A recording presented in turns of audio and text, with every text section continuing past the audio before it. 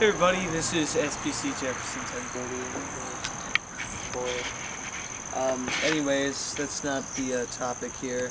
Today we're unboxing a new Spirit Halloween animatronic. This is the Death Stalker.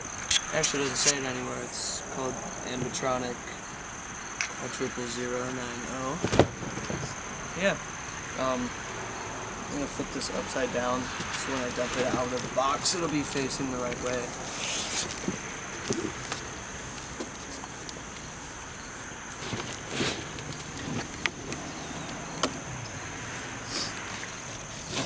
So this animatronic is online only for this year. I'm not sure if it'll even come back next year, but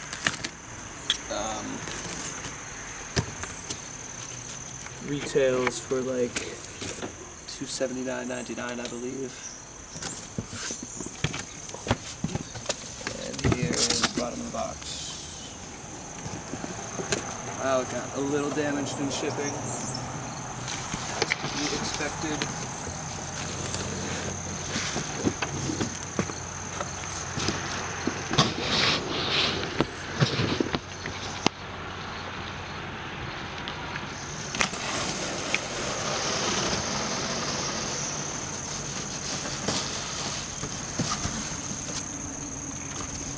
Facing the wrong way. Okay, trash box. Trash box. Trash goes in that box. Okay. So, as per usual, they come with little stories. The Death Stalker. The Death Stalker is scratching at your window. He's growling beneath the floorboards and is the thing hiding under your bed. The Death Stalker is the shadow hiding behind the abandoned doll factory. He's clawing his way up the wall, up the basement stairs. I lied to you. Scuttling around in the attic and breathing down the back of your neck while you wait alone late at night at the bus stop. But most of all, the Death Stalker is hungry. He is ravenous, starving, and salivating over your bones. The Death Stalker smells your fears and turns them into living nightmares before he devours what's left of your mind as a midnight snack. Yeah. So, yeah, $279.99. Here's the front of the box. Torso rotates side to side, ferociously growls, and stands 7'3" inches. So, let's open this baby up. Zombie Tech Squad, don't reach out to them for anything that's like 2 years or older, because they lose support really quick for old things. This, I believe, is all of his clothing.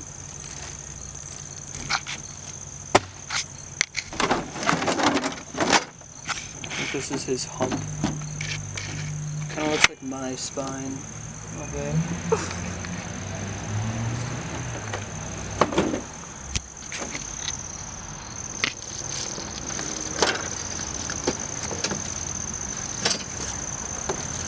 Here are the arms, shoulders, one of his hands. They don't have thumbs, it's kind of weird, but basal face comparison. Grab me by my face. Here's the other hand. They look pretty much the same, they're probably the same mold considering they don't have thumbs. There's that cog tube. Here is the base and a couple of poles attached to it. They're probably the first things we're going to use. And here's the most exciting part, a fully latex face. This is fucking huge.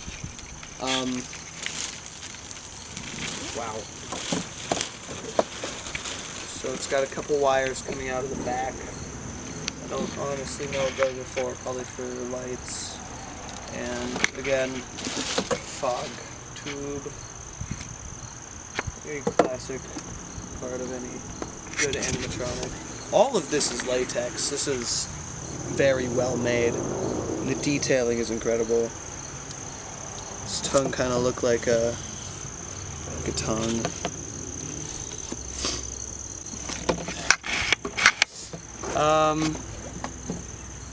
If I put this back in the bag, here is his hips, instructions. Soup's in the window.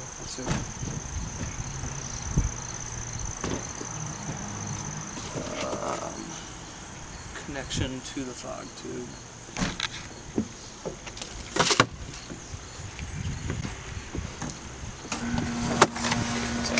That's nice.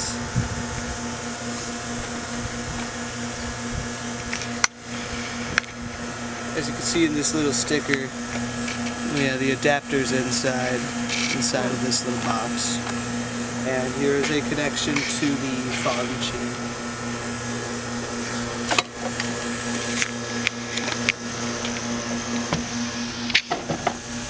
And last, I think, probably not least, but I'm not sure yet. Here is the body and the mechanism.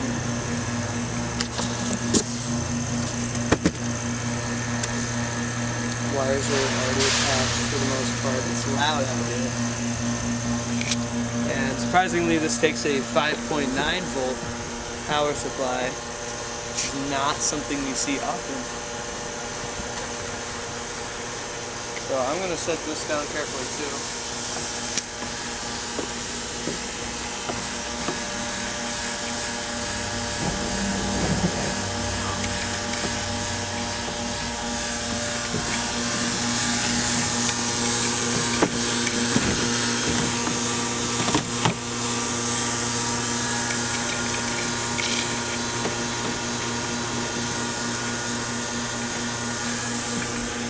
Alright, so step one consists of that.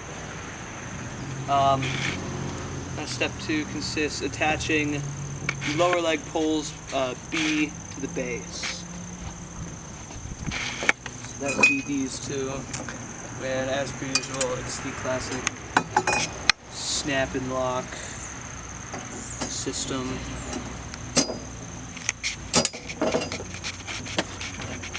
And then step three consists of moving these poles up and into the back of the leg poles,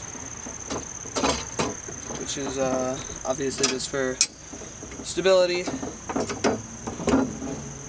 They already are wobbling a little bit less, but most of the wobbling is coming from the base.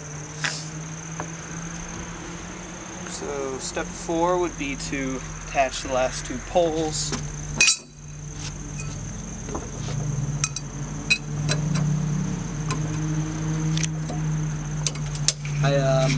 I'm actually not sure who manufactures this prop. I'm sure it'll be in the description and the title of this video. And step five is already to the frame. This is part D, and then you attach this here. And so already this thing is taller than me standing at 6'2"-ish.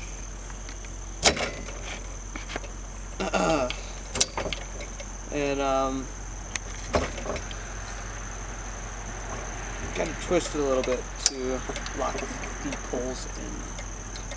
So this entire thing rotates from the motor down here, and the belt is encased here, which it has holes in it, which is not something I would expect. But this is pretty standard, seen on props like Buzzsaw from the other year. And I'm going to leave that there for now. I'm not gonna mess with this yet. Then step 6, get these beautiful hips, these childbearing hips,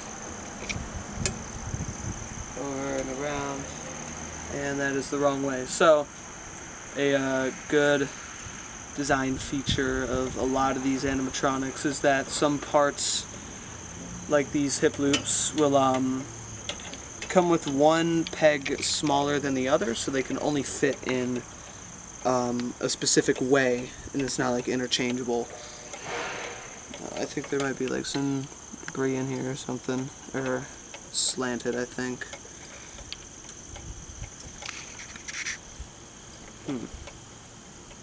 There we go. Okay. It's starting to get a little windy. And the hips are part E.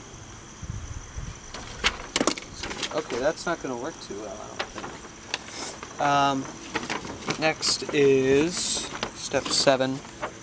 You grab the shoulders, part F. And like I just said, they had the larger and smaller poles. Pretty sure it goes this way.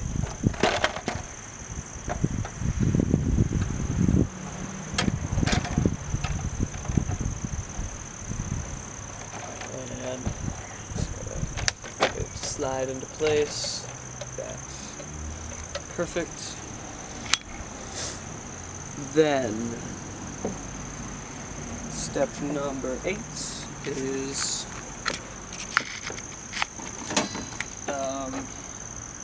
attaching the hunch. This is very weirdly shaped. His spine goes very, very high. Couldn't imagine this thing with good posture. I think that's the real horror of it.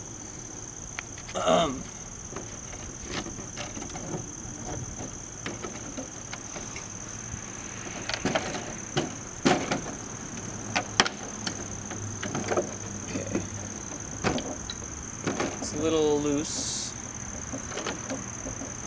but I assume that'll be fine once you add more weight onto it. Now, the costume, part P in step 9, goes over the entire thing. So, that is in this plastic baggie. I believe this is also where the sandbags, part Q, are located. The costume is lighter than I thought it would be. That would be more black, but see part P, I'm going to take this sticker off for cosmetic reasons.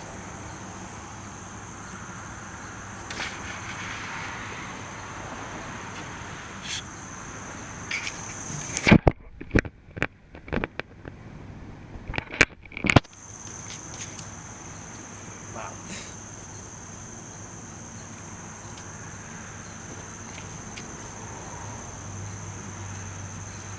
And I'll just pull it over, I guess.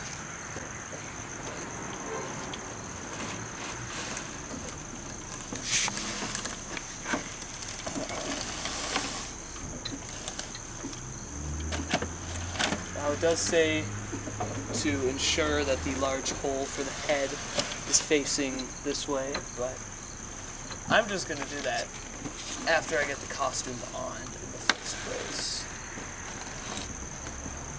Because there is a lot of costume here.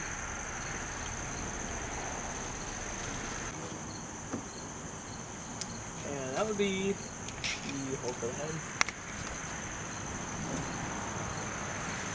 Obviously there's going to be more adjustments made to this to make it look better in post.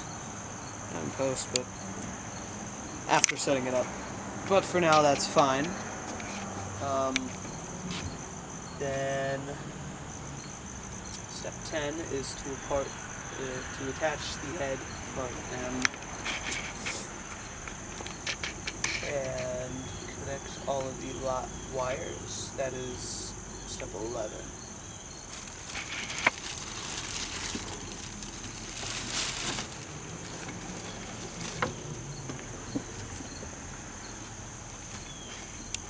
fog tube has to run through first.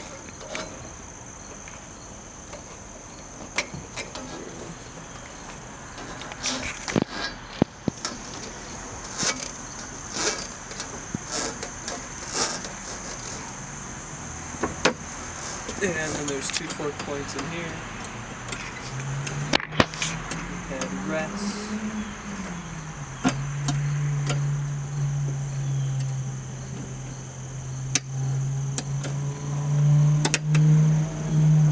And that leans it forward by a lot. Then, as I said, step 11 is to connect these head wires in here. So there's a black normal connection, then there's a 3-prong connection with a red, black, and blue wire.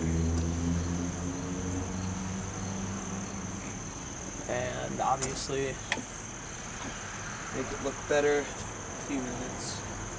Is to attach the left arm, that is H, through here. So,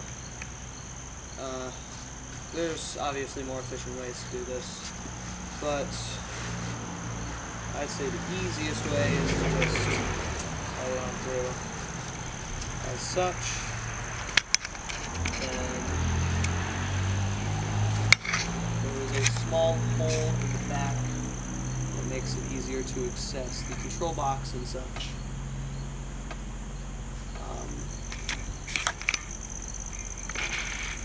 Sleeves are very long, I'm assuming because the hands are huge. And then attaches right here. Perfect. And then same goes for step 12. For part I, which is the right arm.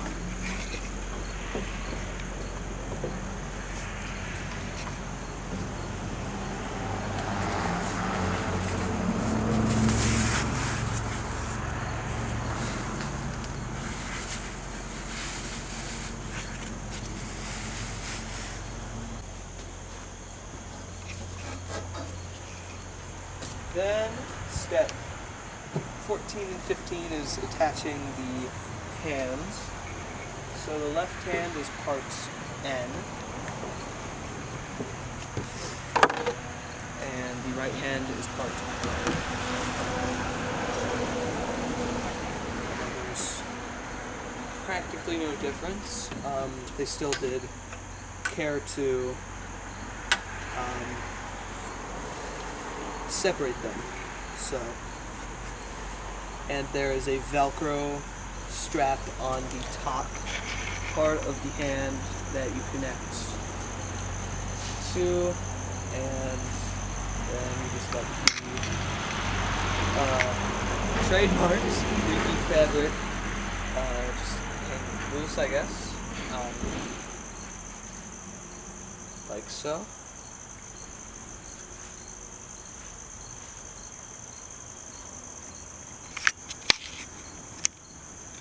And same goes again for the right arm, Velcro and all.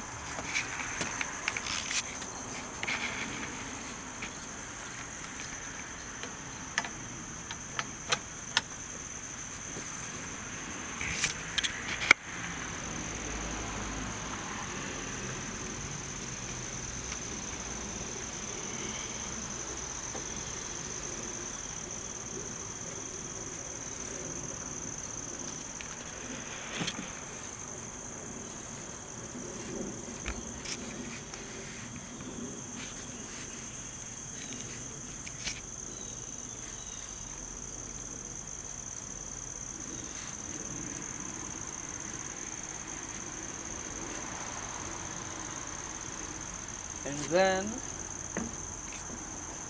with that is the complete setup. Subtracting, obviously, making it look how you want it to, and fog machines and the sandbags.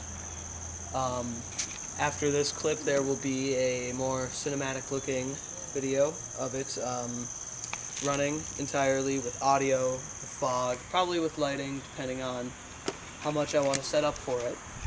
So, cut to that right now.